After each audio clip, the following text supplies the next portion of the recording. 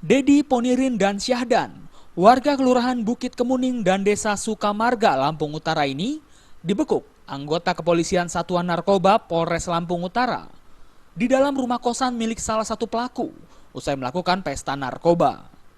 Selain menangkap ketiga tersangka, petugas juga menyita satu bungkus kecil paket sabu seharga Rp200.000 dan alat hisap berupa bong dari tangan para pelaku. Ponirin, salah seorang tersangka, mengaku baru 6 bulan mengkonsumsi narkoba. Dirinya membeli sabu-sabu dari rekannya yang masih buron seharga Rp200.000 per paketnya. Sekitar setengah tahun malah.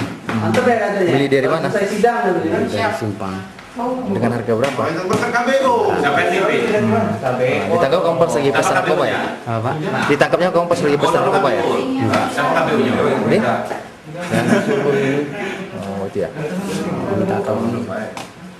Udah lama. Minta tolong kemarin. Jadi gini.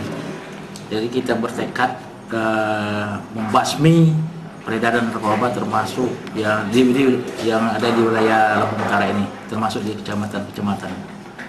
Kronologis penangkapan 3 pelaku ini? Jadi kronologis penangkapan 3 pelaku ini, pertama kali kita dapat informasi dari masyarakat bahwa memang di daerah Bukit Kemuning itu marak dengan aksinya peredaran narkoba. Guna penyelidikan lebih lanjut, saat ini ketiga tersangka masih menjalani pemeriksaan di Mapolres Lampung Utara.